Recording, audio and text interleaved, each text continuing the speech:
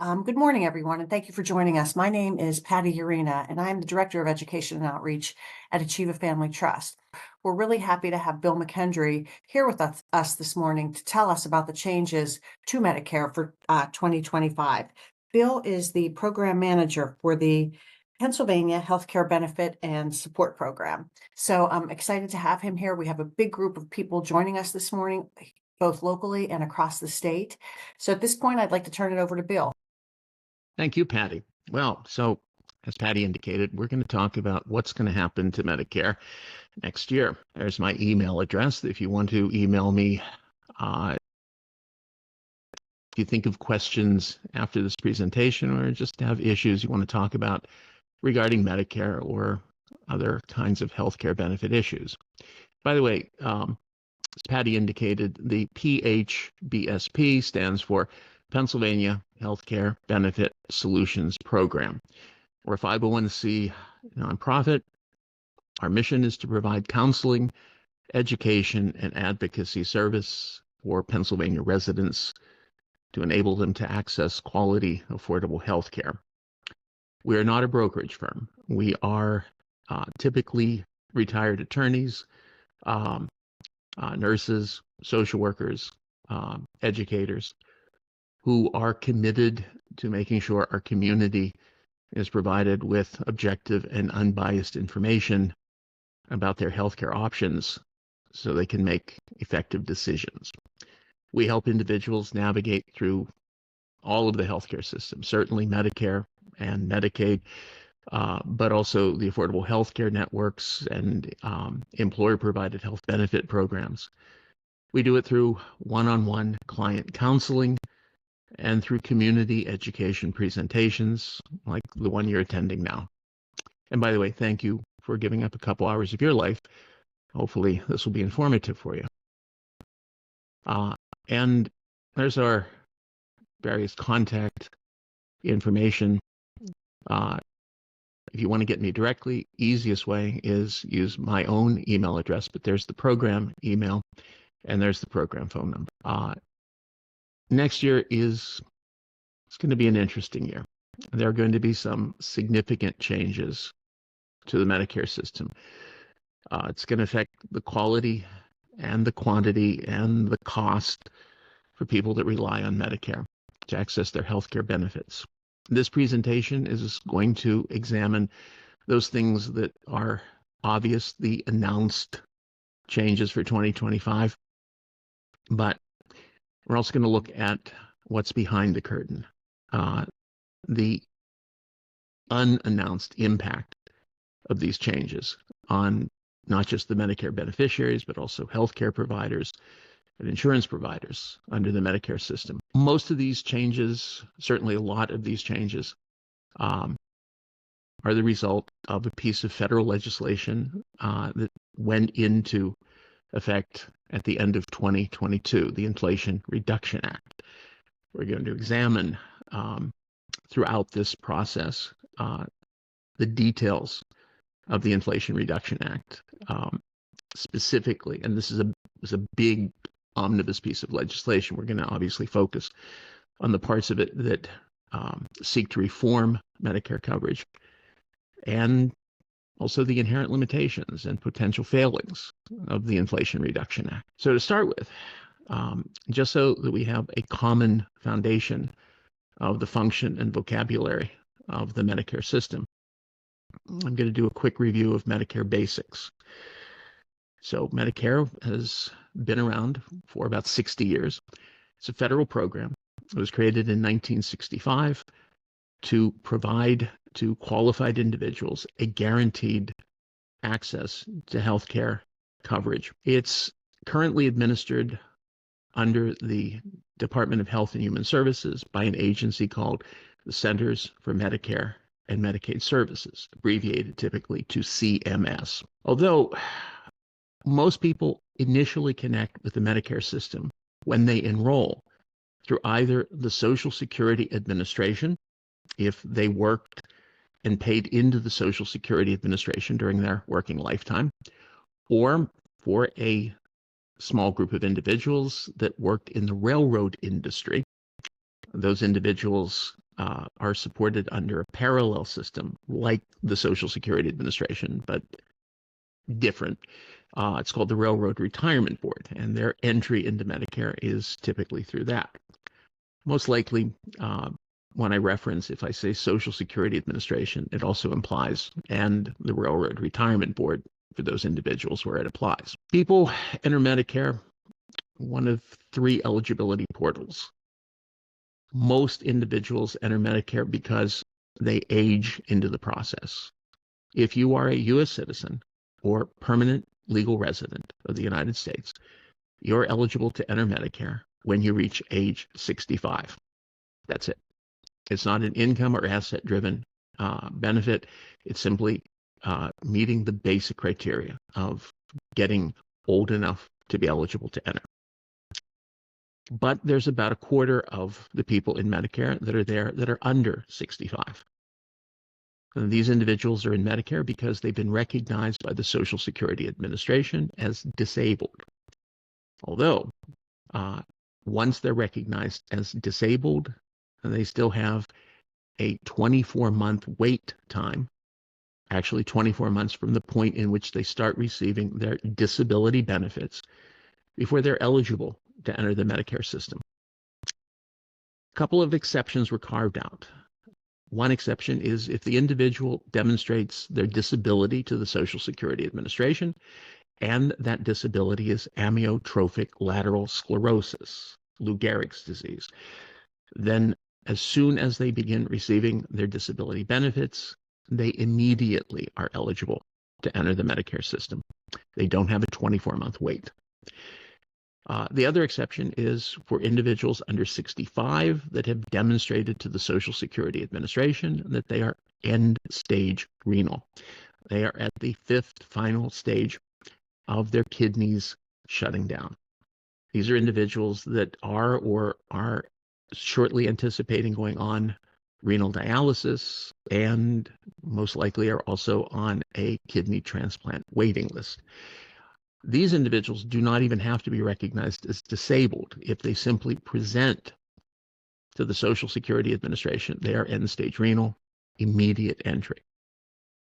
Regardless of the portals of eligibility, individuals going into the Medicare system have an expectation that the form and function of Medicare will be essentially the same for all of them. Another characteristic that's inherent to Medicare that makes Medicare so difficult, so hard to wrap your head around, is it has a lot of moving parts. Each one of these parts serves a particular function.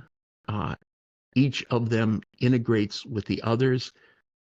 And to fully understand how Medicare functions and how to make the best choice of options for Medicare, one has to understand what all of these parts are and how they fit together. It's like a jigsaw puzzle, and it's hard because there's no corner pieces and straight lines. It's all figuring it out as you go, which is one of the reasons our organization exists, to help people figure out how to fit the pieces together. Fundamentally, there is a base for everyone going into Medicare. It forms the essential platform that you build all else on. And these are the governments. This is the government's portion of the Medicare system. The Part A, which covers a significant part, but not all of the cost related to inpatient care and services. And Part B, which covers a significant part, but not all of the cost related to outpatient care and services. These are the parts of Medicare that existed from the beginning. They go all the way back to 1965. And for many people in Medicare at the beginning, this was their enrollment. This is what they had. There were no other pieces at that point in time because it was presumed Part A and Part B would be sufficient to cover enough of the cost that the cost sharing imposed on the beneficiaries could be handled out of the beneficiary's pocket. So as a result, these core components, this platform of Medicare, is often referred to as original Medicare or traditional Medicare.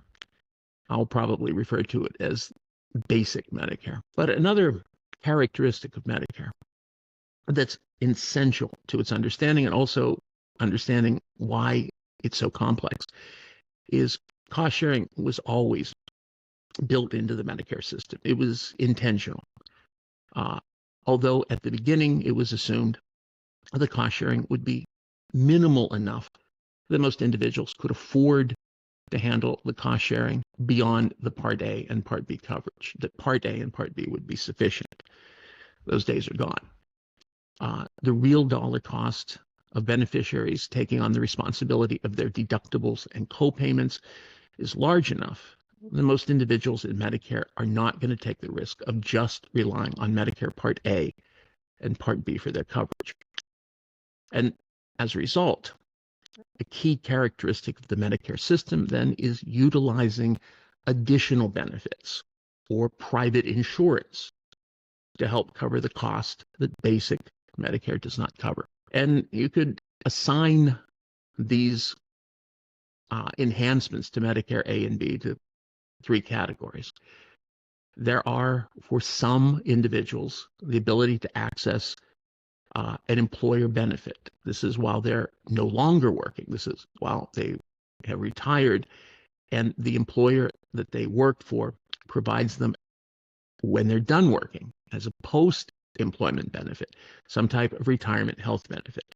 Examples of this are individuals that work in the public school system, or individuals that work for the federal government, or individuals that were full-time military. All of these individuals, if they've worked long enough for the employer, have an expectation that they'll receive, when they stop working, a retirement health benefit. And when they become eligible for Medicare, the expectation is they'll integrate that employer health benefit with the Medicare Parts A and B. Some individuals are not only going to be eligible for Medicare based on age or disability or end-stage renal, they're also going to be eligible simultaneously with Medicaid. Some individuals will be eligible for Medicaid initially and then age in or disable into the Medicare system. Some individuals will already be in Medicare, and because of circumstances that occur after their enrollment in Medicare, typically the need for home care through one of the waiver programs, or the need to be institutionalized in a long-term care facility, they're also going to be eligible for Medicaid. These individuals are going to be called dual eligible beneficiaries. Dual as in eligible for both Medicare and Medicaid. And these benefits will work simultaneously and support one another.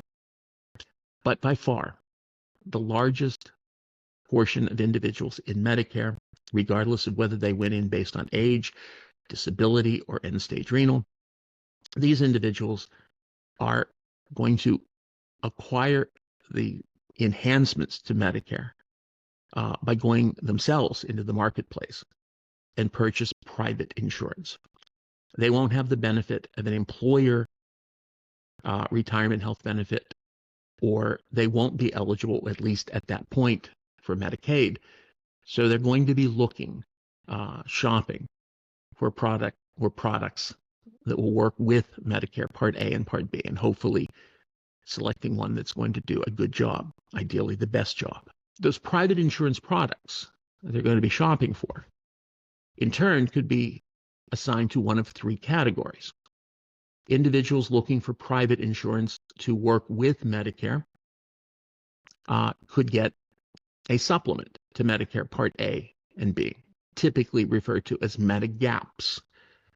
Part A and Part B will be the primary coverage, and the Medigap will be a secondary benefit, a supplement. Instead of getting a Medigap to supplement Part A and Part B, the individual going into Medicare could choose to replace Medicare Part A and Part B with a Advantage plan, also referred to as a Part C plan.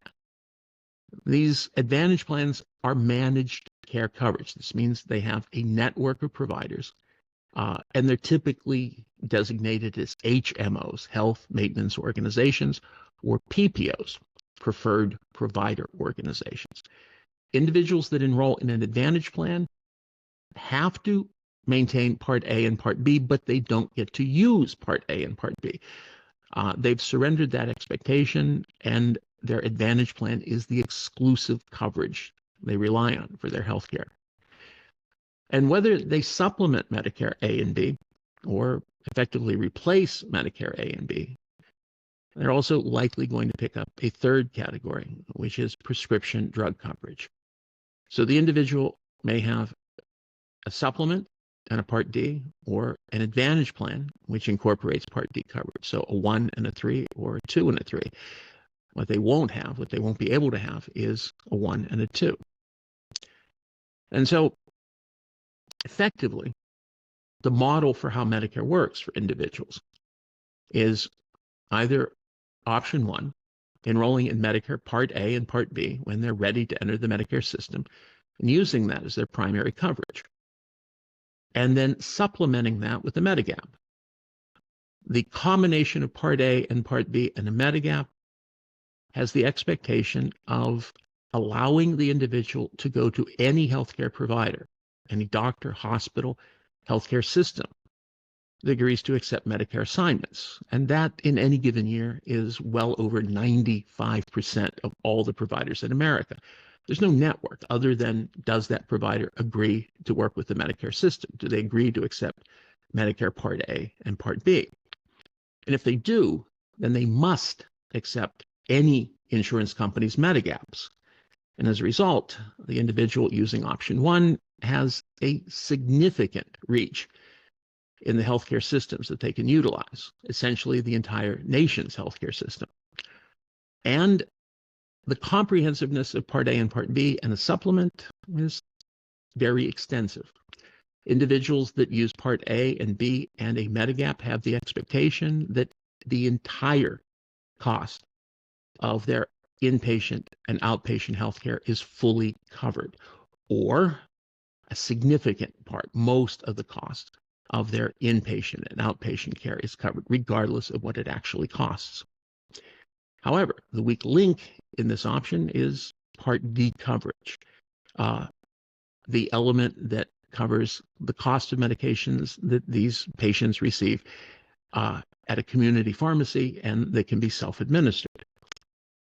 The other weak link of the system is that, in addition to Part A, Part B, the supplement, and prescription coverage, there are things that Medicare A and B don't cover. And if they don't cover it, then the Medigap does not cover it. So things like basic dental and basic vision, these are things that are going to be outside the Medicare umbrella. And therefore, if the individual wants some kind of coverage for that, they're going to purchase it separately. So option 1 has a lot of moving parts, but the value of option 1 is accessibility to the nation's healthcare system and expectation of comprehensive coverage when they're using it. Option 2 trades in limitations. Option 2, you're utilizing the Advantage plan. You're still enrolled in Medicare Part A and Part B, but you're not going to utilize it. Instead, you've selected an HMO or PPO product, and that product will be your exclusive coverage for inpatient and outpatient care. Typically, the Advantage plan also includes Part D coverage, and as a perk to select them, they're going to offer some non-Medicare type services, the ones you would normally have to purchase separate coverage under option 1. The trade-in limitations is the cost for these Advantage plans are typically very, very, very low. 90%, more than 90% in any given year of the Advantage plans have a premium of less than $50. And even most of those have a premium of 0. And in exchange for a low premium, the individual enrolling in the Medicare Advantage plan should understand that they absorb more of a cost sharing. There's going to be co-payments, there's going to be deductibles, there's going to be an expectation that, unlike option 1, which is very comprehensive, Option 2 is going to be less comprehensive, but it's the trade-off for a less expensive premium. In addition, as a perk, they're going to offer the non-medical services. Most Advantage plans are going to incorporate things like basic dental coverage, not comprehensive, not extensive, but for zero premium, it's something more. Also things that aren't really even truly medical, like access to health clubs and transportations to and from medical appointments, or even things like grocery vouchers or vouchers at pharmacies for over-the-counter, home care services, anything that motivates individuals to choose the option 2 plan versus the option 1 plan. Because, and this ties in to the idea of why the premiums are so low. Because if an individual selects option 2 rather than option 1, if they select an Advantage plan, that insurance company offering the Advantage plan is subsidized by the federal government. They receive compensation from the federal government that is significant. Most insurance companies, their revenue stream in any given year is significantly represented by the compensation they receive from the federal government to offer the Advantage plans. And this economic incentive motivates most companies selling Advantage plans to push hard on individual beneficiaries to enroll in these products as opposed to selecting the Medicaps. And thus the low premium and the comprehensive offering of non-Medicare services and the inclusion of all this in a single package is designed to make them look attractive and entice individuals to choose that rather than option 1. Individuals that are dual eligible also have the presumption that they're going to be looking at something like option 1 and option 2 as well. They can choose under their version of option 1, the dual eligibles, to use Medicare Part A and Part B as their primary coverage. And the same value of Part A and Part B is you can go to any healthcare provider anywhere in America that agrees to accept the Medicare assignment. But instead of using a Medigap as a supplement or an employer supplement or something other than the Medicaid system, Medicaid is their supplement. Medicaid for dual eligible is the secondary benefit. It looks a lot and acts a lot like a Medigap in that it covers the balance of what Part A and Part B don't pick up. The expectation is between Part A, Part B, and Medicaid, the entirety of inpatient and outpatient care is fully picked up. But like the option 1 for an individual just in Medicare, not a dual eligible, they also need to pick up a Part D plan to cover the cost for their medications obtained at community pharmacies. And unlike the just Medicare eligible individuals, there should be an expectation that Medicaid will pick up the costs for the non-Medicare services like basic vision and basic dental that aren't picked up by Medicare Part A or Part B. But there's also an alternative. Instead of relying on Medicare Part A and Part B as the primary coverage, supplemented by Medicaid, individuals that are dual eligibles are enticed to enroll in what's called a special needs Advantage plan. This will replace Medicare Part A and Part B as their primary coverage, just like the previous model. They won't rely on Part A and Part B. Instead, they'll rely on this product, which creates a network of providers that they must adhere to.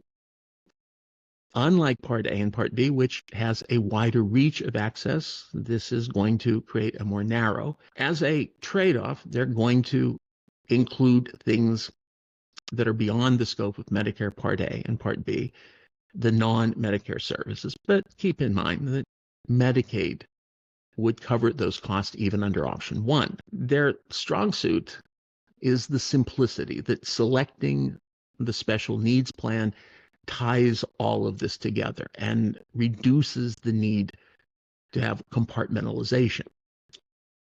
But whether it's option one or option two, these products also rely on Medicaid to pick up balance costs. So in either case, the beneficiary has an expectation that the entirety of their health care, inpatient, outpatient, even the cost of their prescription medications, as well as non-Medicare services, is fully covered or essentially comprehensively covered.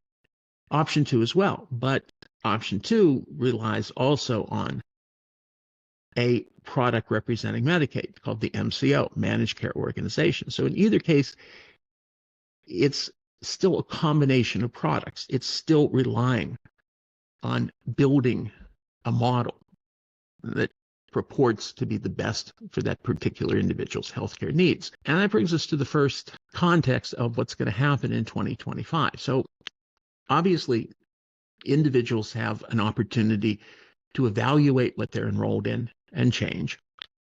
Certainly when they enter Medicare, they have the first opportunity to select their options, select whether they're going to rely on Medicare A and B and a supplement of some kind, or an advantage plan of some kind as their primary driver of healthcare coverage. Then every year, there's going to be a period set aside called the annual enrollment period or open enrollment period. It begins October 15th and it extends to December 7th of each year.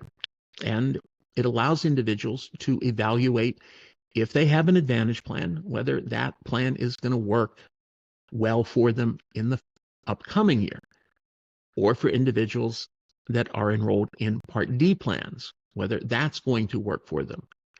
What they do not get to change from year to year through a normal enrollment period are Medigaps. So individuals that have an advantage plan during that enrollment season can look at the current advantage plan, determine if it's going to work as well as the other offerings, and choose, if they want to maintain it. It'll automatically roll over to the next year, or change it for another advantage plan. Individuals under option one that have standalone Part D plans can evaluate the effectiveness and function of the Part D that they currently have, and if it's still working, if it's still going to be the best or effective enough, they'll choose to maintain it and let it roll over to the next year, or select a new Part D, which replaces it and goes into effect in the next year. What an individual cannot do if they're enrolled in an advantage plan is disenroll from the advantage plan with the expectation that they're going to get a Medigap. They can certainly disenroll from an advantage plan. They'll now have still Part A and Part B now as their primary coverage. But to be able to get a Medigap requires, at that point, going through an underwriting process. So initially, when the individual enters the Medicare system, they're guaranteed access to a Medigap. They have a guaranteed enrollment that is for 6 months.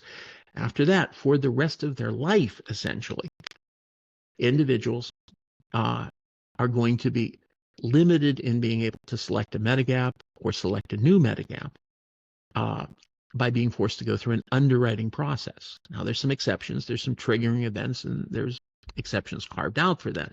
But for most individuals, the determination of going with option one and a Medigap is a once-in-a-lifetime decision and should be thought about hard. Beyond the initial enrollment and the annual period that exists every year, there's also, and this is relatively new, it's been around just for the past, maybe decade or so, an extended enrollment period.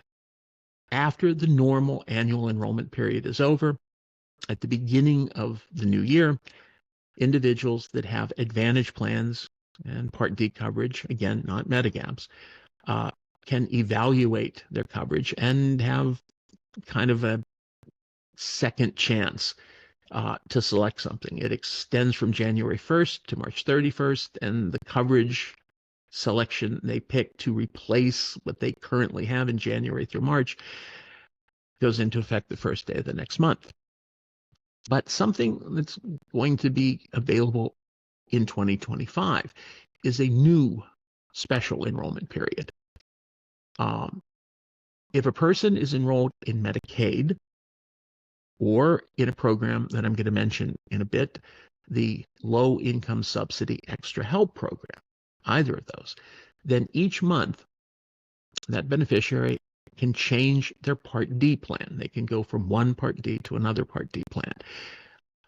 They could also, if they are enrolled in an Advantage plan, if they've selected as their chief coverage a special needs plan, an Advantage plan of some kind, they can certainly drop the Advantage plan and they can use Medicare Part A and Part B instead.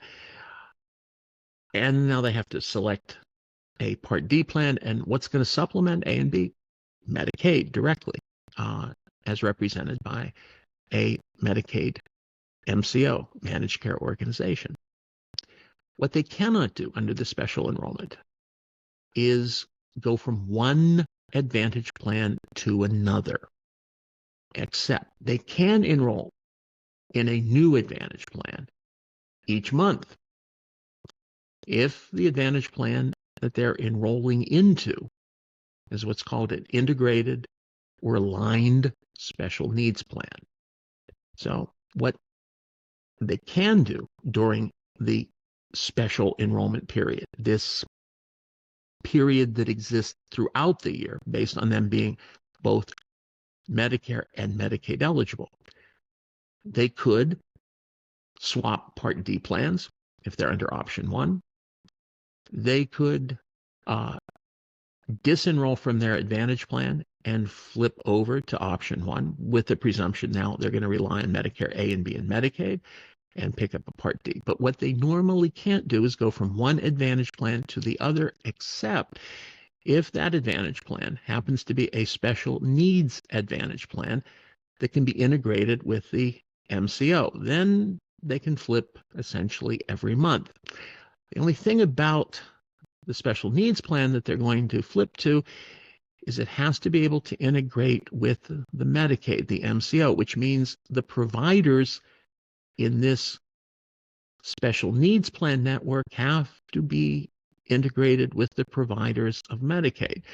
Probably all of the special needs Advantage plans are going to be able to align and integrate, but there is still that stipulation. So there is the possibility that individuals month after month throughout the entire year could flip from a special needs plan to a special needs plan, as long as that special needs plan can work effectively with the Medicaid coverage, with the MCO provider. And most individuals, just statistically, once they've selected a Advantage plan, a special needs Advantage plan, are likely going to stick with that. They're going to establish the network of providers, but just in case things aren't working out, they have the opportunity to flip during the year. And as long as they're flipping to something that can work with their MCO, their Medicaid coverage, that's acceptable.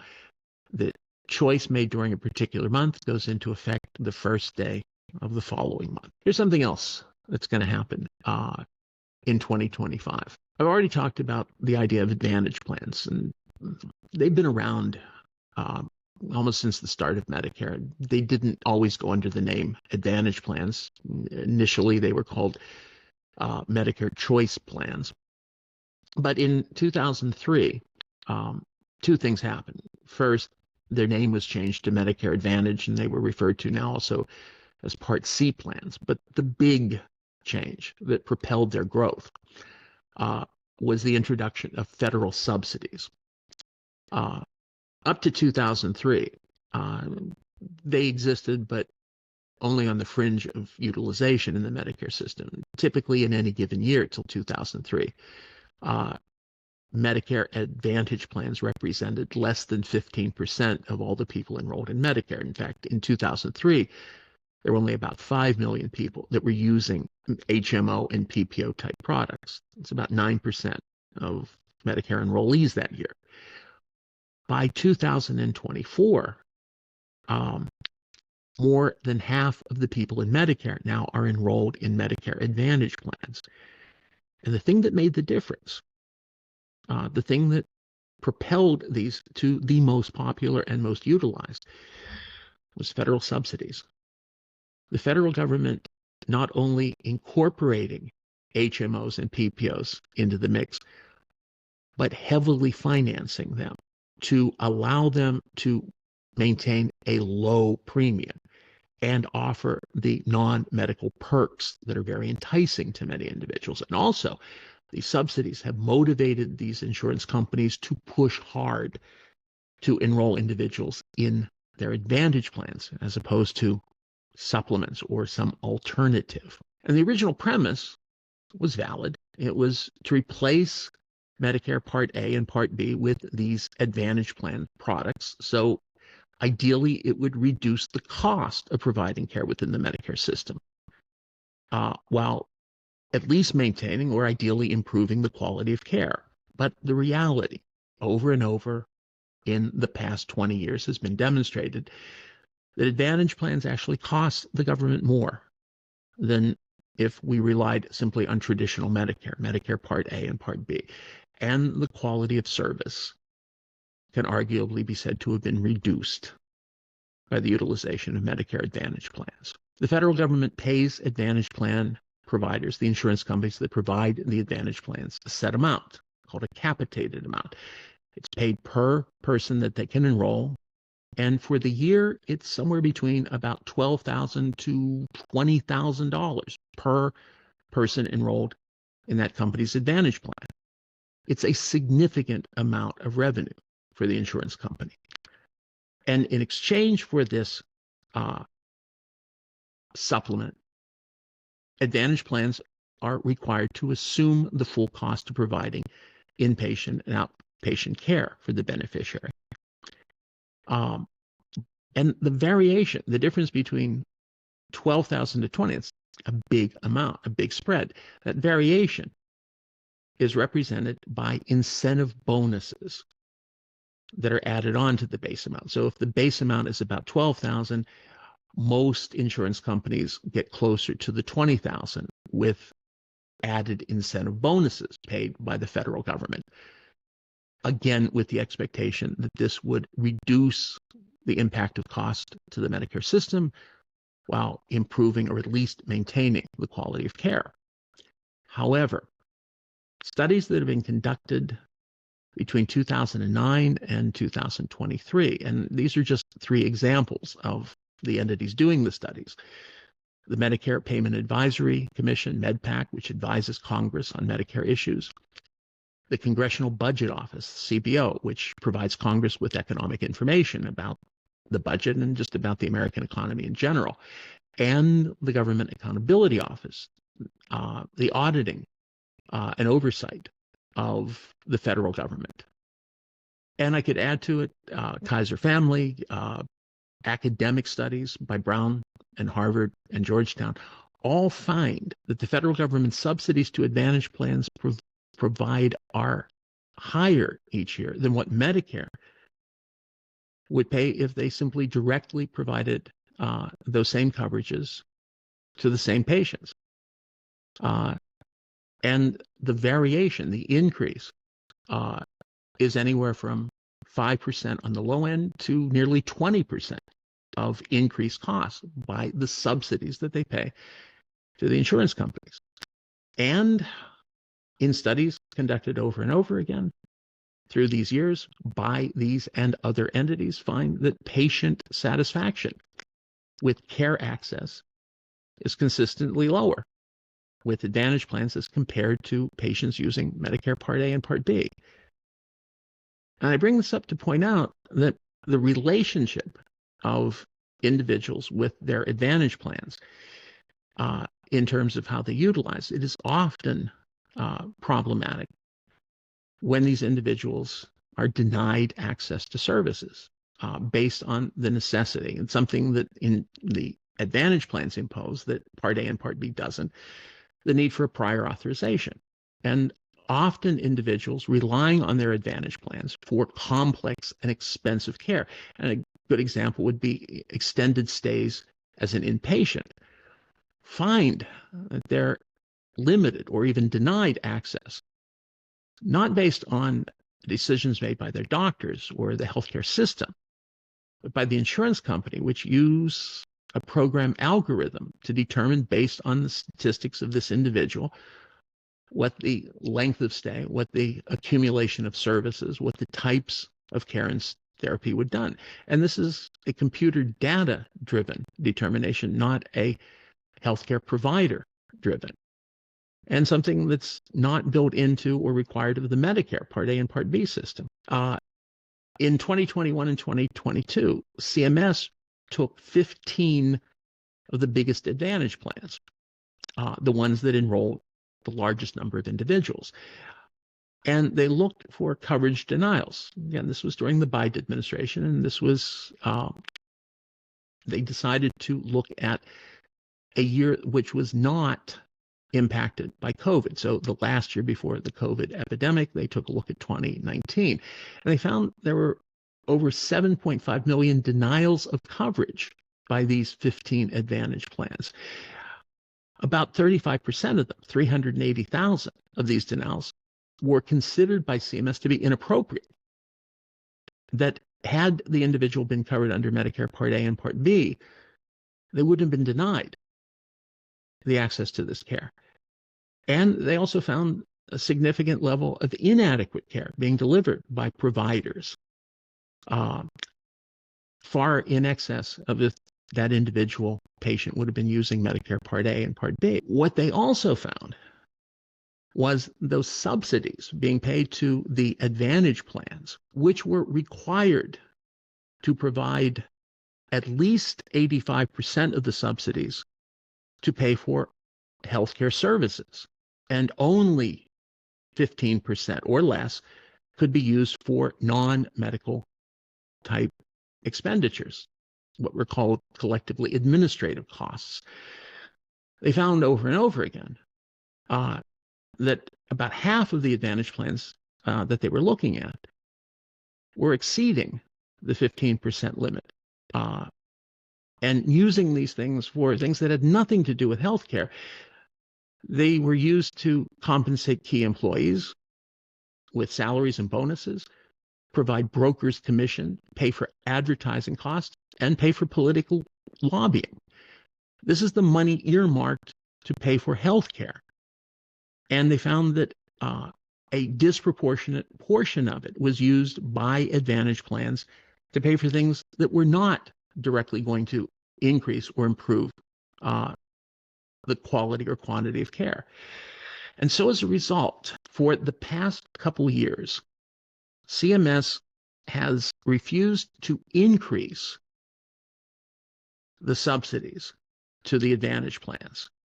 Typically, and hearkening back to the Trump administration, the expectation of increases was anywhere from 5% to nearly 10% per year from the one year to the next. So for 2 years in a row, 2023, 2024, there was a moratorium on increases. A big part, says CMS, is if the insurance companies are going to spend a excess amount on not providing healthcare, but for these kind of things, then maybe they don't need the increase of compensation. In fact, maybe we can actually reduce the compensation that these insurance companies receive. So not only was it announced that they wouldn't be getting an increase, but also they would be decreased by a small, and this is perhaps the beginning of a process of reducing compensation. So this 0.2% was announced in April 2024, and also more to the point that there would not be a inflation adjustment increase as well. Well, the response of the insurance companies was pretty swift and pretty expected, not as a unit, but individually. the various insurance companies providing Advantage plans announced that because not just of the reduction, which was pretty minimal, but because they weren't getting the increases that they had expected, that they had grown used to offset this reduction, to offset the lack of economic expectation, they would be for 2025 increasing premiums, increasing deductibles, increasing copayments, and reducing benefits. This is partly due to the direct response of the reduction or the lack of increase in subsidization, but it's also a reaction to something else that's going to happen, which is coming next. So a big part of the change for 2025 is in how individuals are going to access and pay for their prescription medications. So people obtain their medications, and typically people think, well, it's with Part D. A big part certainly is, but keep in mind, and this is effective under the Medicare system, whether you have an Advantage plan or whether it's Part A and Part B. If you are an inpatient status, and while you're inpatient, you receive medications during your stay in the hospital or during your stay in a rehabilitative facility, the cost of those medications is incorporated into the overall cost of the inpatient stay. It's not a separate cost derived from Part D. It's rolled into the inpatient, or if you're using literally Part A, the Part A portion of your Medicare coverage.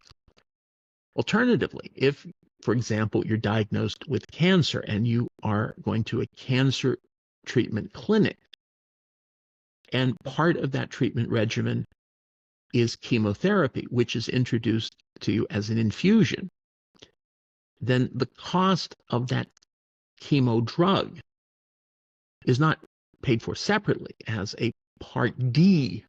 You don't go to a pharmacy to get that. It's administered and part of the outpatient procedure. And therefore, the cost of that chemo drug is rolled into the cost of the outpatient care. And so if it's an Advantage plan, it's going to be part of the Advantage plan's cost for cancer treatment in an outpatient mode. Or if you have Medicare Part A and Part B, it's going to be absorbed first under Part B and then the balance picked up with your Medigap. And this model, if you are getting your medications in hospital or as an outpatient service, are more effectively covered typically than if you were receiving them through Part D, meaning the medications that you would get as part of an outpatient treatment would be covered by Part B, and the balance would be picked up by your Medigap, or drugs received inpatient would be picked up under Part A and the balance with the Medigap, or even under Part C, the cost of the medications as an inpatient or outpatient would be picked up by those functions. Maybe not as effectively as option one, but still effective enough. And because each Part C plan has a maximum cap, it certainly goes towards that cap. But there are still a significant number of medications, the majority of medications that an individual receives during the course of the year that are covered under Part D, or the Part D portion of the Advantage plan. These are the drugs that an individual receives at a community pharmacy, their local pharmacy, that can be self-administered. These are the drugs that the patient can take orally or self-inject. So they don't need to go to a clinic or be an inpatient in the hospital to receive them. And thus the model for Part D is going to be the most essential part in how most individuals receive their medications. So it's worth noting how a Part D plan works to understand how it's going to be changed. All Part D plans, whether they are part of an Advantage plan or standing independently, are going to each year select a certain number of drugs, certain specific drugs that they're going to cover. Those drugs are called the plan's formulary, the drug covered by that Part D plan. Now, Medicare requires that all Part D plans cover a certain number of medications, at least a minimum number of meds. They also require that certain medications that are assigned to a therapeutic purpose, they do a certain function, must also be included. And beyond that, it's up to the individual Part D plans to decide what additional meds that they want to include. No Part D plan is going to include every single medication. Even the best Part D is going to include at most about 65 to 75% of all the possible medications available. And the picking and choosing is strategic from the standpoint of the Part D insurance company. In addition to the amount of drugs and the organization of those drugs into therapeutic categories, the drugs are also organized by the insurance plan into cost-sharing tiers. And any given Part D plan is going to have typically 5 or 6, maybe even a few more levels of cost sharing. So all Part D plans are going to have at least one level, which reflects the cost sharing for generic medications. And in that case, the first level is going to be relatively inexpensive to the beneficiary. It's going to represent usually somewhere between $0 to $5 of copayment for a 30-day supply of that medication. Often plans will have a second generic category, and that category represents slightly more expensive generics, and they're referred to as preferred, not because they're so much better than the lower cost, but because they're representing a greater economic burden to the insurance company. So they're going to have a slightly higher copayment responsibility. All Part D plans are going to have at least 2 non-generic categories. Again, one that's the preferred category for the less expensive brand name or non-generic drugs, and one category for the more expensive. So the cost sharing for the preferred category is going to be about between $30 to $50 for a 30-day supply, and for the next level, it'll probably be cost sharing in the hundreds of dollars.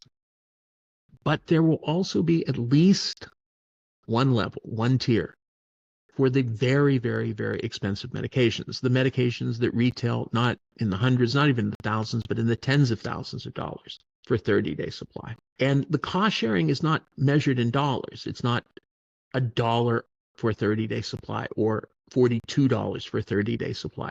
It's a percentage, because the cost of these drugs that go from whatever to infinity defy assigning a particular dollar amount. It would be economically disastrous to the insurance companies to say, okay, it's $100 copay. These drugs can exceed not just tens of thousands, but in some cases, rare cases, even hundreds of thousands of dollars. So the cost sharing is going to be a percentage. The insurance company covers its percentage and the beneficiary covers its percentage. And the percentage, even if it's 20 or 25% for the beneficiary, is going to be astronomical. All Part D plans are going to function in terms of how they cover the costs in a laddered structure going through the calendar year.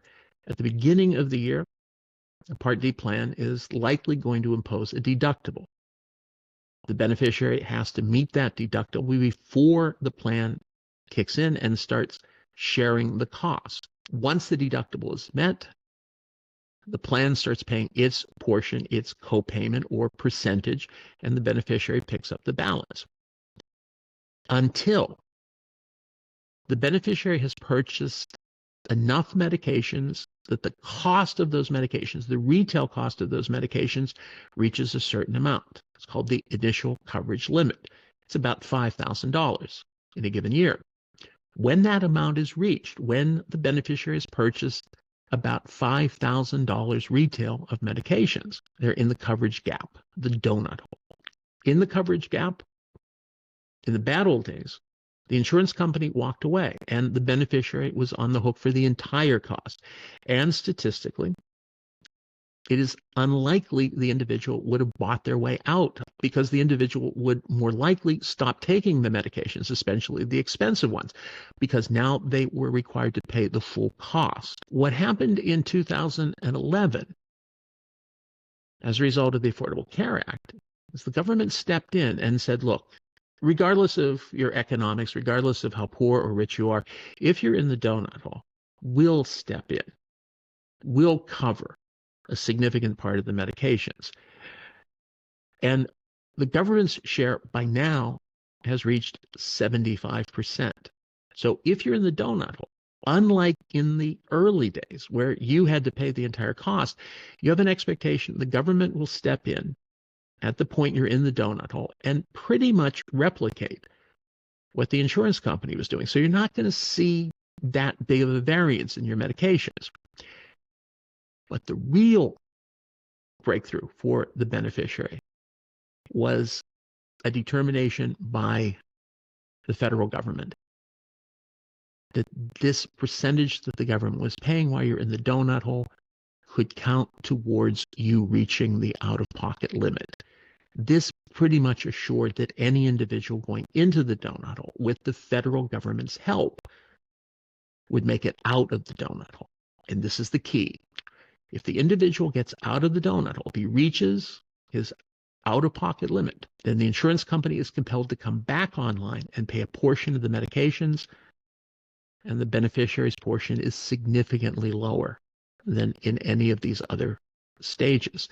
And this is where the changes are going to occur for this year and next year, and thus the impact of the 2022 Inflation Reduction Act. It does other things than control the individual cost of medications in Part D, and it's a significant revolutionizing of how individuals are going to get and pay for their medication. So some of them have already been introduced in 2023. So individuals that are accessing certain vaccines, determined to be essential vaccines for those individuals in the Medicare system by an advisory committee on immunization practices. If the vaccine is included in this list, then there is no cost to the beneficiary. Examples of the vaccine would be vaccines for shingles, for flu, for the COVID pandemic, and probably whatever the next epidemic around the corner is going to be.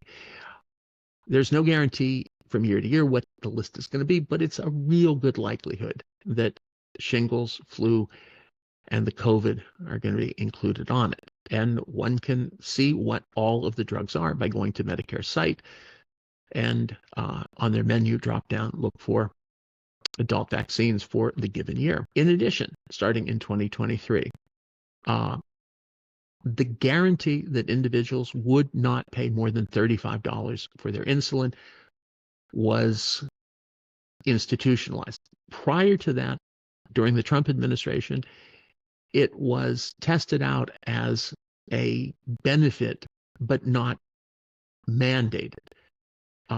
It was just a beau geste to give individuals a guarantee that they wouldn't pay more than $35, but it was elective, and there's no guarantee it would stay in effect.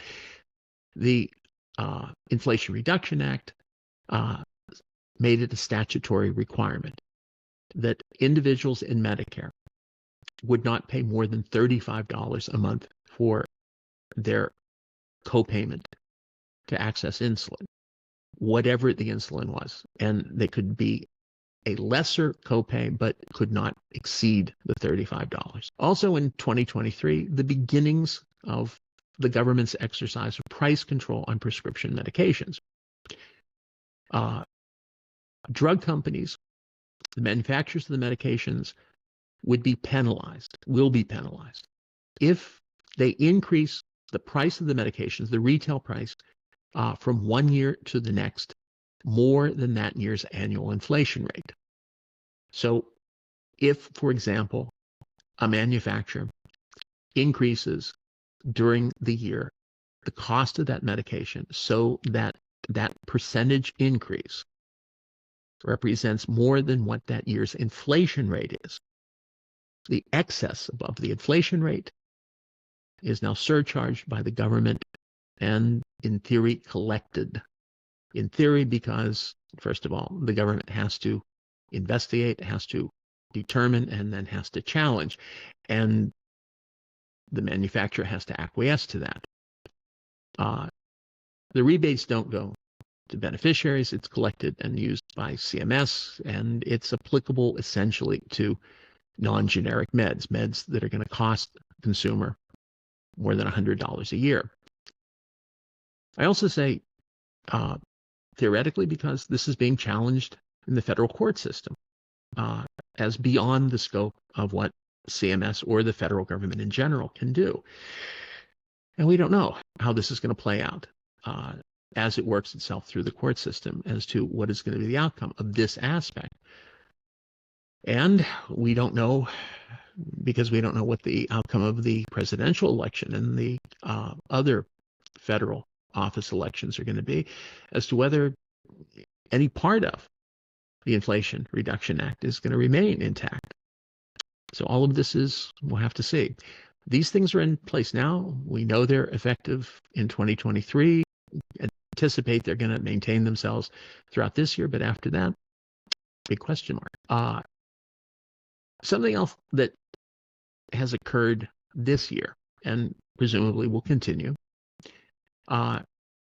is a redetermination of the effect of a program for individuals that are low income, or in a more general way, people that are in Medicaid, rely on a federal program to help reduce the cost of their prescription medications.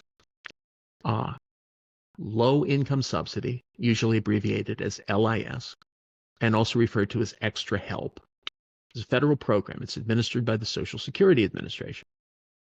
It provides help for individuals for the cost of their prescription medications that are covered under Part D. So the individual is required to have a Part D coverage, and it helps with reducing the cost to either a zero or essentially zero for the cost of these medications.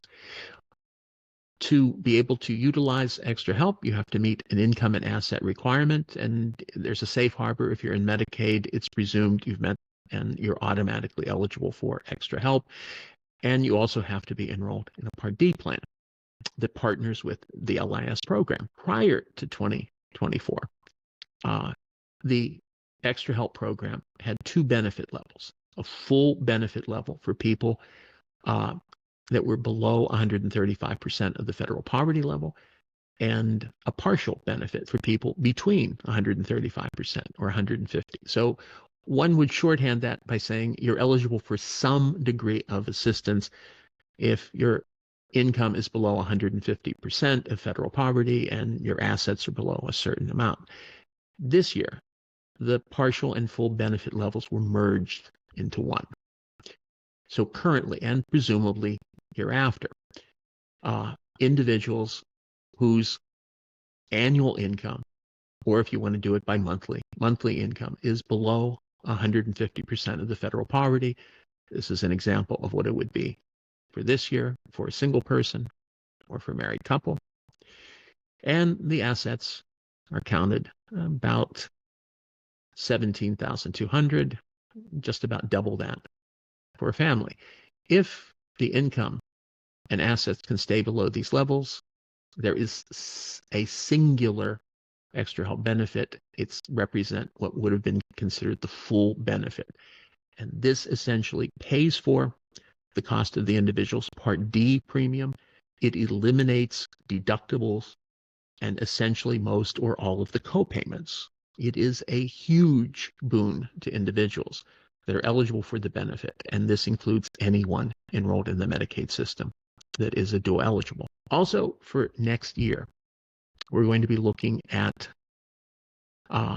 empowering the federal government, not only to put a cap on the increases from one year to another, but also empowered to negotiate with the manufacturers of prescription medications. Initially, it was anticipated that the federal government could negotiate for all the medications that would be under the Medicare system. That was compromised back to a specific number. And specifically, the drugs that are going to be chosen are the ones that are going to have the biggest economic impact, the most expensive, or some of the most expensive. So the drugs that are going to be negotiated could be drugs under the Part D system. They could be self-administered by patients and obtained at pharmacies, or drugs also under the Part B system, expensive chemo drugs that are part of an outpatient treatment regimen. These are single-source meds that don't have a generic available as an offset.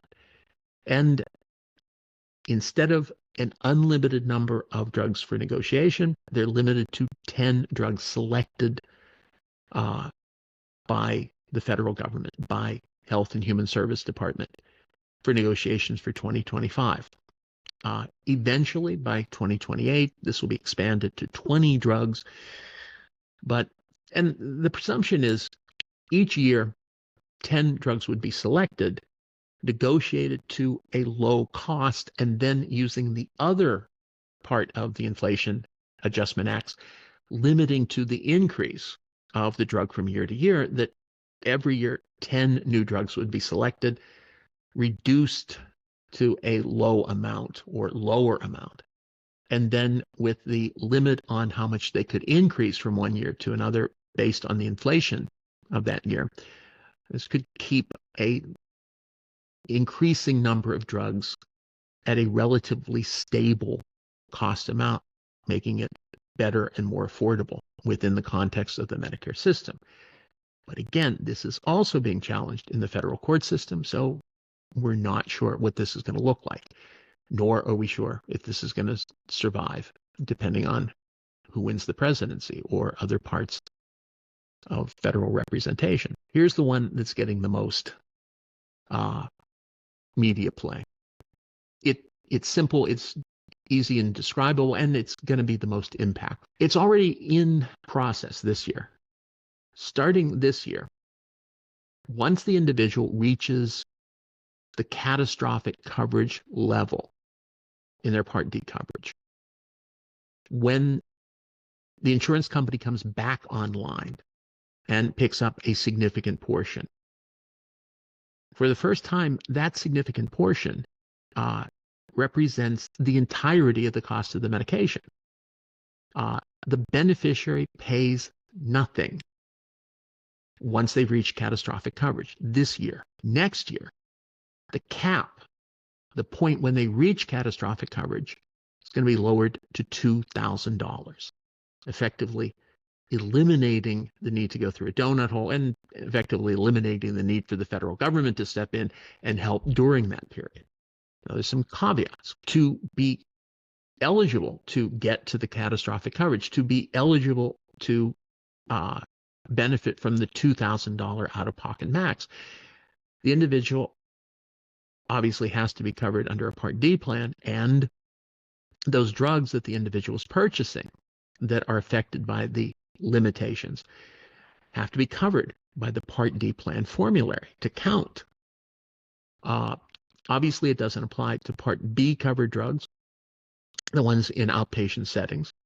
And the individual cannot use premiums to count towards reaching that out-of-pocket max. So it's their co-payments and deductibles, and the $2,000 cap will presumably increase each year, adjusted for inflation. This is a modeling of the progress of this.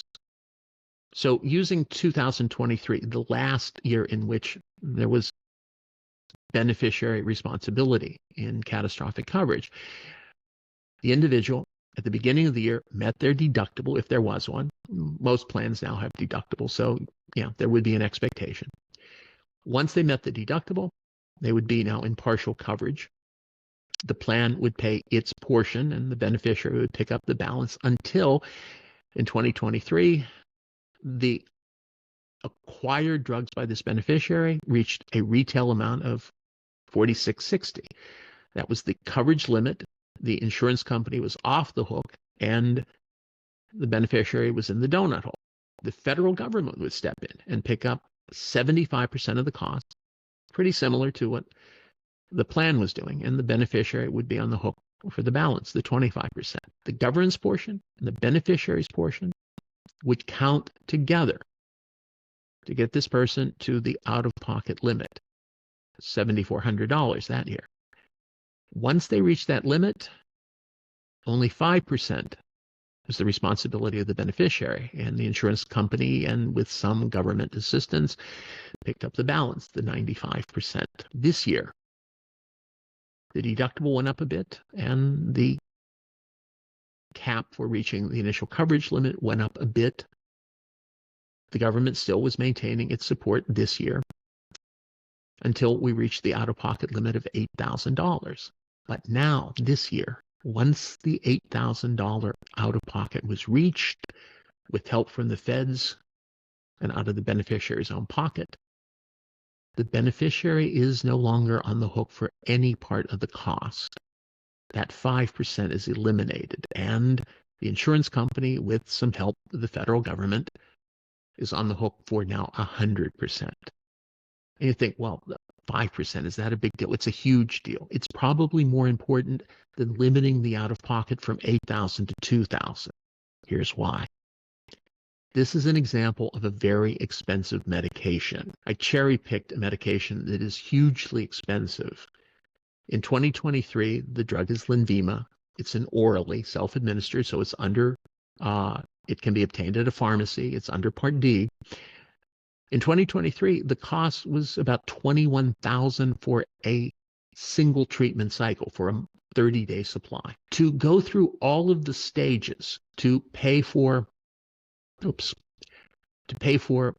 deductible, to pay for the beneficiary's portion, to get to the coverage gap, that beneficiary still hasn't paid off the $21,000 to obtain the medication. They're going to go through the coverage gap and reach the $8,000 out-of-pocket limit with help from the federal government. And they still haven't paid the full cost to obtain the medication, which is nearly $21,000. Even in the first month, they're going to go through each one of these stages and still end up in catastrophic coverage. Their share in the first month to get to all of those stages is going to be about $3,200. But thereafter, their responsibility for the second and third and fourth and all of the other 11 months is going to be only 5%. But 5% of an expensive medication is still more than $1,000. This individual using Lenvima is going to spend in the first and the other 11 months a combination of $15,000. More dollars are going to be spent in this combination of 5% than they would in the first month to get to the catastrophic coverage. This year, same drug. And I arbitrarily picked a Part D plan that's the same for comparison. That drug would retail $22,000 for this year, about $1,000 bump. And the cost sharing to get through the first month, slightly elevated, about $3,300. But now that's all. The difference in terms of the cost share in the first month really isn't the full $8,000, or in this case, the full $7,660. It's because the federal government was helping them with a large part of the cost. So they were never really forced to realize the entire $8,000. That was picked up when the federal government stepped in when they were in the donut hole and said, we'll pay 75% of the cost. About $3,000 to $4,000 is the most an individual would pay, regardless of what the cap is. So when we institute the $2,000 cap, all we're reducing is the patient's responsibility from $3,300 or $3,400 down to $2,000. Well, that's something. It's important. This is the big deal. It's already in effect. It's saying once you've reached catastrophic coverage, you're off the hook. And what's on the hook are the insurance companies with some help from the federal government. This is the thing that the insurance companies are more reacting to the imposed $2,000 limit. And this is what it's going to look like next year. There's still going to be a deductible. It's a little bit more than this year, $590. Once the individual has reached their deductible amount, the plan will step in and start splitting the cost until the beneficiary, counting the deductible, counting the cost share that they're paying, reaches $2,000. Once they reach $2,000, they're in catastrophic coverage. They pay 0% for the cost of their meds. The insurance company, with some help from the federal government, is now on the hook for the balance. This, to the insurance companies, was anathema. This was a piece of legislation, the Inflation Reduction Act, that these Part D companies were really loath to see going into effect. And it took a lot of scrambling on the part of the supporters of this part of the Inflation Reduction Act to get this thing through. Partly to cap it at $2,000, but more importantly, to eliminate the beneficiary's responsibility. So this is what we're looking for. For individuals that going into 2025 have an expectation that they're going to reach that $2,000 cap for next year, they can arrange to spread out the $2,000 payment. For the individual that is taking the Lenvima or something like that, or just a drug that is in the thousands of dollars or even the high hundreds of dollars, that they know they're going to hit their $2,000 cap at an early point in the year, they can reach out to the Part D plan and they can request that they be set up on a installment agreement to pay off their cost sharing, their $2,000 requirement. If the Part D plan approves, and we don't presume there's going to be a reason for them to not, that they can participate in this prescription payment plan. The Part D plan notifies the beneficiary and also notifies the beneficiary's designated pharmacy. They tell the pharmacy that this beneficiary will not be paying for their meds at the pharmacy. Instead, they're going to be billed by the Part D plan each month. Then each month, the Part D plan sends the beneficiary a statement. This is the amount you owe, when the amount is due, and how to make the payment. The beneficiary's co-payment obligation is their drugs purchased under Part D divided by the number of months left in the year, spread out over the year, in other words. And if later purchases are made that increase their cost sharing till they get to the $2,000 cap, this will be recalculated, refactored in. Now, it's not required that an individual do this. They can anticipate simply paying a escalated amount at the beginning of the year to reach the $2,000, and after that, at whatever point they reach the $2,000 maximum, they're no longer obliged to pay any additional amount. They still have to pay, obviously, for their premiums, but there's no co-payments. This is going to be absorbed to a significant degree by the insurance company, with the expectation of some support from the federal government to soften the impact on the Part D plans. But even with the federal government providing some assistance to the Part D plans to absorb this cost, insurance companies' reaction, even this year, had been noticeable. The number of insurance companies offering Part D plans dropped significantly for 2024. The number of plans being offered dropped for 2024. As a point of reference, when the Part D plan was introduced in 2006, in any zip code, in any geographic area, between 40 to 60 different selection options were available And there were typically more than a dozen, more like 20 different insurance companies offering the 40 to 60 options. For 2024, the number of available providers in Western Pennsylvania, the example that I looked at, was reduced to 14.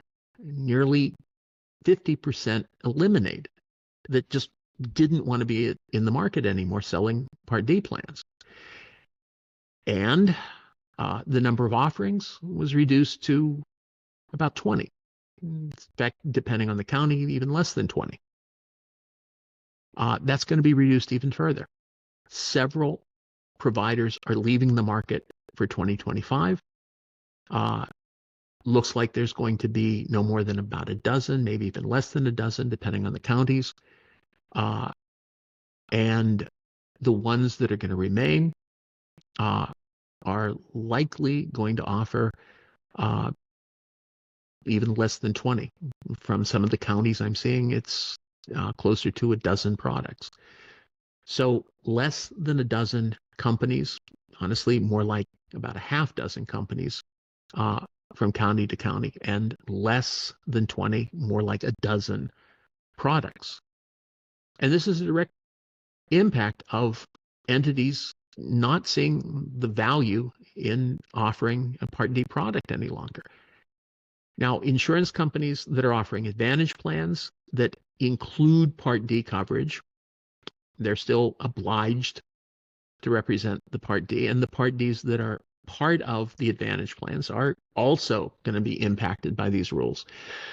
Thus, another reason why the Advantage plan providers are increasing the cost of the Advantage plans, increasing the cost sharing of the Advantage plans to the beneficiary, and reducing the benefits. But there's something else that's being done. In addition to Part D plans increasing deductibles and premiums, which will be and are significant for 2025, they're also reducing their formularies. If they don't cover a medication, then the $2,000 limit or the 0% catastrophic coverage benefit doesn't apply. And what we're also seeing in 2024, and now as we're looking at the formularies for 2025, we're finding that the plans that still exist are stripping back the drugs that they're covering to a lesser and lesser degree. Not only do we have, in the history of Part D, the least number of plans in any given zip code, the least number of providers, but the plans themselves now have the least number of drugs covered in the history of the Part D product. And it is difficult to obtain the entire formulary list. But honestly, what's important is not what all the drugs are, but what your drugs are. And so that should compel anyone that's in the Medicare system that relies on Part D coverage to access medications, certainly the ones beyond generic coverage, to check their Part D plans now every year to make sure that that plan is covering their medications for the upcoming year. Not just to see what the premiums are going to be, but the deductibles to make sure their drugs are covered. But there's something else that Part D plans are doing, and this is the unrealized thing. And this is actually the most concerning. And we've seen the increase of this year, and we anticipate this is going to be even more aggressively utilized next year. So here's the model. You go into a pharmacy with your prescription in hand, and you know it's going to be expensive. It's going to easily put you up to the $2,000 cap and end your payment requirement in the first purchase. And you know this. But you've also done your homework. You know the plan is going to cover this medication. It's on their formulary. And so you show up with the expectation you're going to give the pharmacist $2,000 and you're going to get your medication for the first month. And thereafter, for the rest of the year, it's all paid for. And then the pharmacist says, certainly I can give you the medication, but not for $2,000. The retail on this drug is $10,000. And if you don't pay me $10,000, I can't give you this med. Unless your doctor can provide proof to offset a prior authorization requirement. This drug is subject to a prior authorization, meaning the insurance company has decided that you really don't need this medication, or at least the burden is on the physician to argue, to prove why you need this specific medication in this specific situation and provide clinical support for this. And if they want to take it to an even more extreme administrative obstacle to obtaining the medication, they can insist that all of the medications in this therapeutic category, all of the medications that are available under the plan's formulary designed to deal with this kind of disease or condition, must be tried first before this particular medication that your physician prescribed can be utilized. Well, would be paid for by the insurance company. This has always been a tool within Part D plans to limit the access even to the medications that are part of their formulary, prior authorization. In the past, it was relatively efficient. The drugs that were challenged were ones that theoretically had alternatives within the Part D and were found to be on the high end of expense. And the challenge was more of a pro forma. He went back to the doctor had a template for submitting for prior authorization, and it usually was a matter of a day or two. That's not the case anymore. In fact, prior authorization determinations can go all the way for 14 days before a determination is made. And even then, the determination could be, no, we don't approve this med.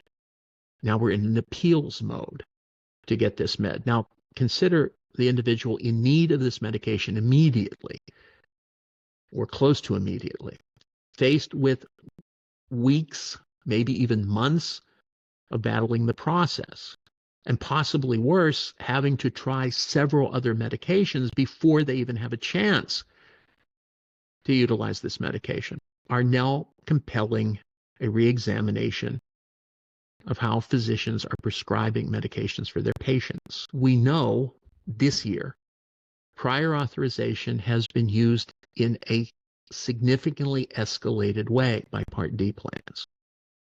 We know that medications that in prior years would not have been challenged with prior authorization are being challenged in prior authorizations. And there is a good indication that this will be the mode by which Part D plans that still exist, that are required to cover certain expensive medications, are going to preclude those. And what's made it even more potential is something the federal government has done. At this point, the most likely alternative, the most likely challenge for a particular medication is that there is a alternative, either a generic alternative, they're called generics, are technically called bioequivalents, or some alternative medication that can fit into that therapeutic category. They're called biosimilars. Medicare, CMS, is allowing Part D plans during the plan year to introduce new biosimilars to their formulary list. This is the first time there is an aggressive allowance for Part D plans to bring new drugs on past their initial formulary determination to get clearance to exist as a Part D plan. And this is with the blessing of the federal government. And based on what the plans have been doing in the past in terms of the stepped up utilization of prior authorization or step therapy, is imposing a requirement of utilizing the biosimilars. As more and more biosimilars for the more expensive medications are absorbed in these plans' formularies, it is likely, and we're going to see an insistence by the Part D plans, that the patient use an alternative, a biosimilar alternative to the more expensive medication, and insist not just that the physician argue why they shouldn't have to, but force them through step therapy to actually try it and use the clinical results of that trial when the patient does a determination of whether they should be allowed. I think what's more critical about this is the message that it's sending to physicians, that every time you prescribe a medication, every time for every patient, every month, you run the risk of us challenging that and putting your patient and putting you through a process of more severe appeal and procedural determination. Or these are the biosimilars. These are the drugs that are under our plan formulary that we are more amenable to you utilizing. So simply review these meds and consider them instead of right from the beginning. You'll save the patient and yourself the problematic situation of having to fight to get access to these other medications. And there's no guarantee that the patient will know that there is another med that probably would have been prescribed but for the administrative restrictions of prior authorization, but we're not going to use that because the other one, the biosimilar, although maybe not as effective, is at least a medication that one can obtain. I think this poses the greatest issue and problem. It's not the cost any longer. That's somewhat abated by this particular piece of the legislation. It's the workarounds that the Part D plans are going to utilize to try to offset that. Questions? Bill, it's Maria. We have some questions. The first one is, my son has an OBRA waiver. Previously, we were told he needed to stay on traditional Medicare and Medicaid access. Is that still true? And if not, what are the advantages or disadvantages of staying or going to a special needs plan? The advantage of a special needs plan is the promise by the company and promise by the broker who's trying to push the product that it consolidates all of the decisions and all of the administrative processes into a single premise. For example, if you have Medicare Part A and Part B, you have an expectation that you have a greater reach. You can go to more doctors, more hospitals, more care providers than if you have a special needs plan, which is going to have a network that you are compelled to adhere to. But you're now dealing with Medicare Part A and Part B as your primary coverage. And now you also have Medicaid, which is a separate administrative entity, and you have to get a separate standalone Part D, and you have more responsibility. So the purport of the people selling you the special needs plan is, don't worry about it. We'll take care of all of that. We'll lighten the burden on you so you can focus on other things. Keep in mind, these companies stand to get well compensated, but your position could be, I don't care. I just want the easiest, simplest. But keep in mind, the trade-off is that you're potentially increasing a limitation of access. And think back to the days when Highmark and UPMC were at each other's throats, and UPMC announced that if you have a Highmark card, you can't see a UPMC provider, and if you have a UPMC card, you can't go to a Highmark provider. Nothing is to say that couldn't happen again with a different set of players or even the same players. Relying on Medicare Part A and Part B, the question to ask is, doctor, hospital, do you take Medicare? Yes, good. And do you take Medicaid? Well, you're going to have to ask that question anyway, whether you have a special needs plan or whether you have Medicare Part A and Part B. It's eliminating one more layer of problem. Now, the counter argument to that is, well, if you have a SNP plan, we guarantee you the providers that take your SNP also take the MCO. This is integrated. But there's still this limitation. So I think the goal of Part A and Part B as your primary is to maximize choice. But take on some more administrative responsibility of making sure you have all the components in place and all the components are working together. So there's pros and cons. There's choices. And these special needs are purporting to offer guaranteed access to providers for dental and vision and other kinds of stuff that, again, puts a burden on the family to say, we've got to find providers. And it's each individual's choice. What do you see as more valuable? And the ability to swap from one SNP plan to another each month. Or if you get tired of the premise of a SNP plan and say, you know what, this isn't working out, the promises made aren't as valid as what I presumed, you can give it up. You can leave each month the SNP plan, the Advantage plan, and you can go back to Medicare Part A and Part B and rely on that primarily, and with a Medicaid MCO as representing your supplement. So it's not a lifetime lock-in that it might be with a Medigap.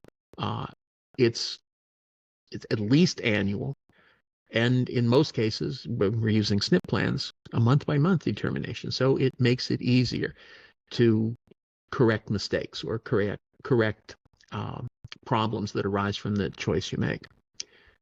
So is one better than the other? It depends on your circumstances. But the good news is, if you find out what you chose isn't the best, isn't as good as, you can correct that a lot easier and a lot more frequently than you can with other choices under the Medicare system.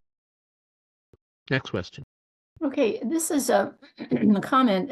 Someone made the comment, and I think it says in NC, which I assume North Carolina, Medicaid won't pay if Medicare doesn't pay anything for recipients' care. So, okay, yeah, I'm not I sure. get.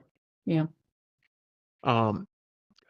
I have no doubt that there are going to be states, there are going to be Medicaid systems in the various states that are going to have its own compelling criteria for doing it. And let me expand on the comment.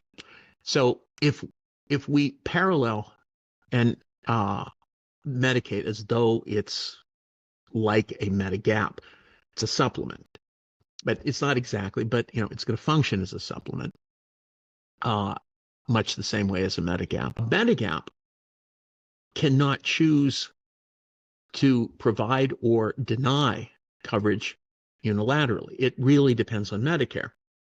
So if Medicare Part A and Part B says, we approve your stay in hospital, we approve. And again, unlike any Advantage plan, this is not a prior determination. This is Medicare Part A and Part B saying to the hospital, saying to the doctor, saying to whatever the care providers are, either inpatient or outpatient, look, we don't give you prior authorization. You do it. We're going to let you decide the degree of care. And after you provided, after the stay in the hospital is completed, after the treatment has been done, after the diagnostic has been part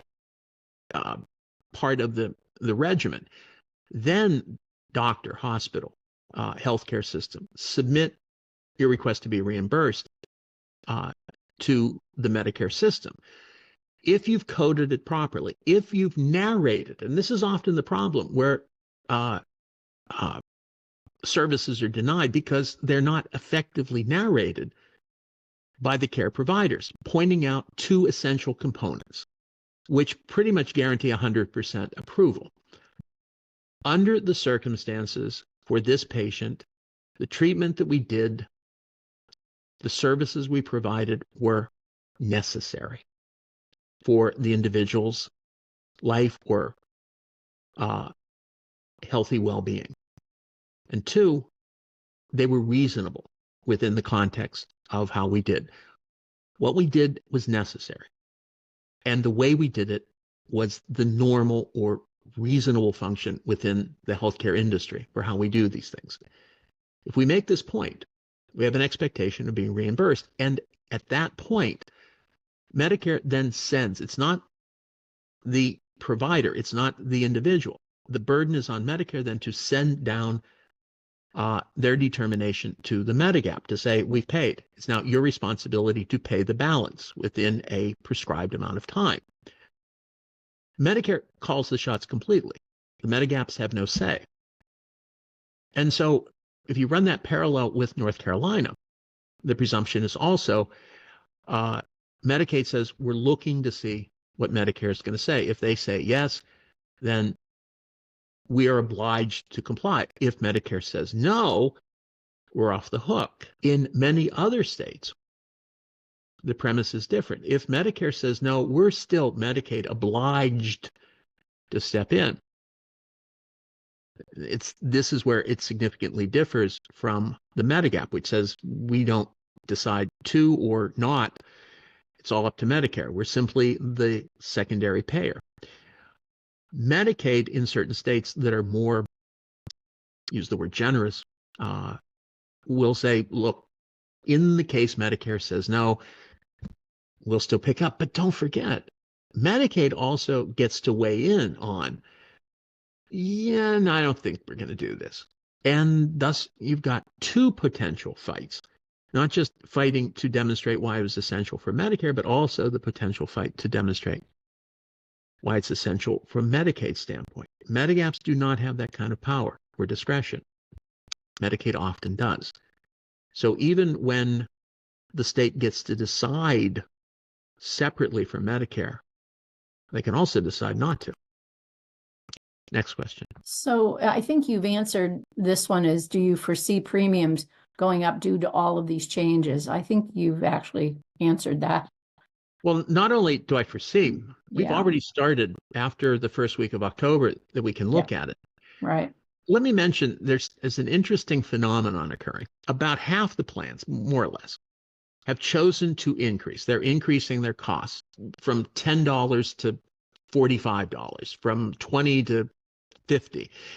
We're seeing significant increases, maybe not in actual dollars, but certainly percentages. But we're seeing a handful of plans doing exactly the reverse.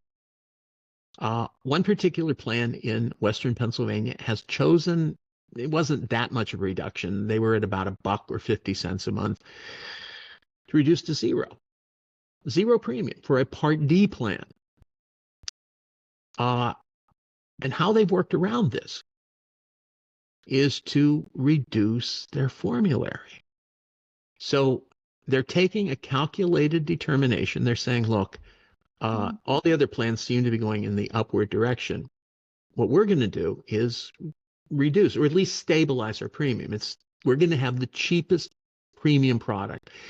And we're going to cater to people that we're not going to hit the $2,000 limit, for heaven's sakes. You know, we're taking two generics and there's still going to be $1 a throw.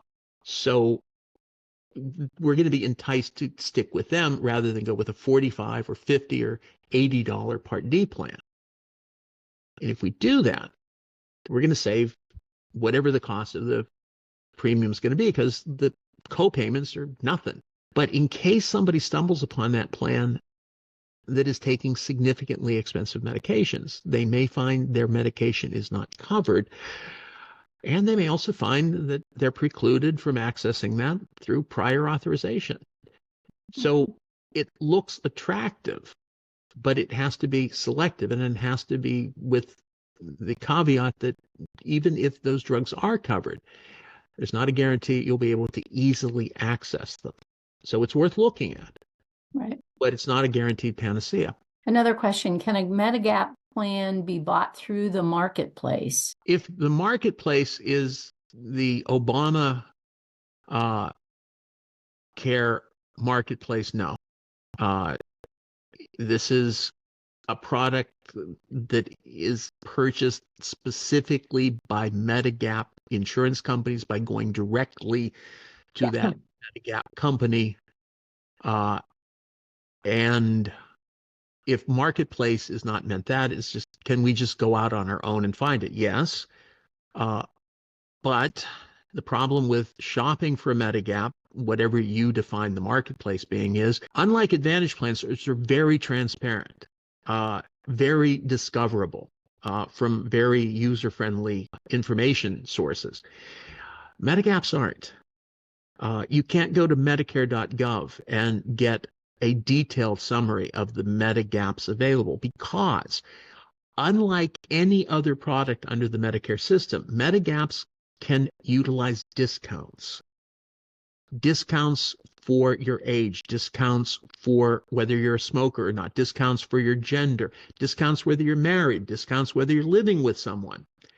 And all of these create so many variables that Medicare.gov says, forget it. We can't have all these potential variables. So you need to go shopping.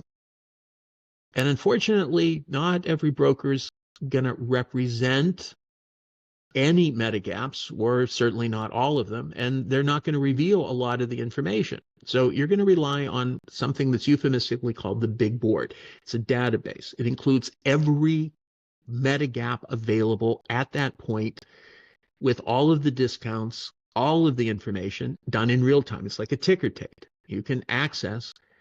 It does not come cheap. To be subscribed to this will cost you thousands of dollars a year. Typically, the only entities that have the need to and the wherewithal are brokers. And therefore, we're back to relying on a broker, but we're also relying on their willingness to be completely transparent in disclosing, which is, again, one of the reasons our program exists as an offset, to not have to rely on brokers to navigate through that marketing process. Next question, Maria. What is the difference between an HMO and a PPO? HMO stands for Health Maintenance Organization. It has a network, and if you want the plan to help with the costs, you must adhere to that network, with the exception of certain emergency situations. A PPO, Preferred Provider Organization, has a two-tiered system. If much like the HMO, they have their network. If you stay within the network, it looks very much like an HMO coverage. But if you step out of the network, they'll pay some amount. But the problem is with a PPO and stepping out of the network, if you're going to see a primary care physician, if you're going for a simple procedure, the cost sharing is doable. It's absorbable. If you're going for extended services, that 60% or so that they're paying, the 40% that you're paying is going to be somewhat expensive. And to say, I want to see a doctor that's outside of the network, okay.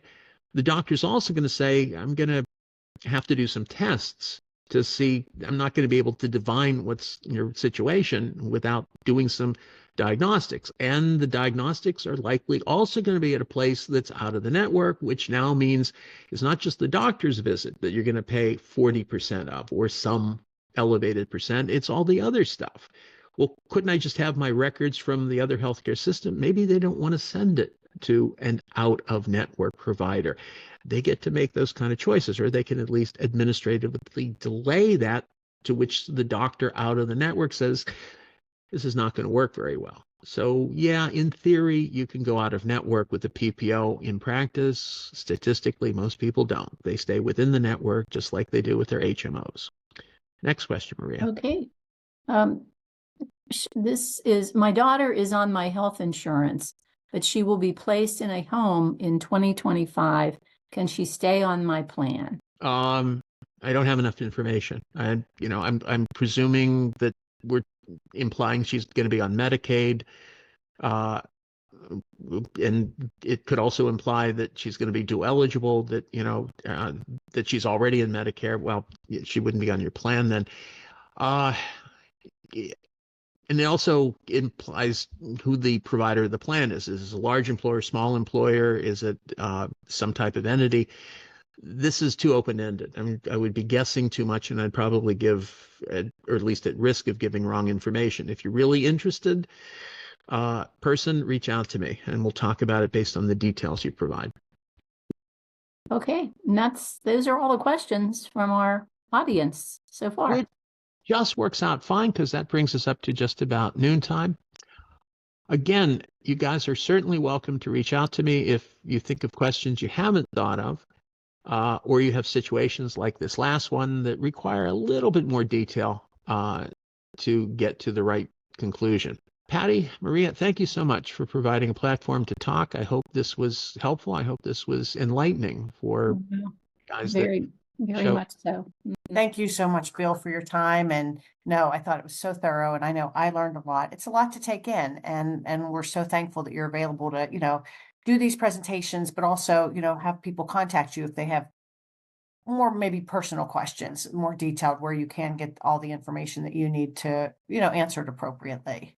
So thank you all for attending. Maria, thank you for your help and, going through the questions. And Bill, again, thank you for your time. Take care, guys. Bye-bye. Bye-bye.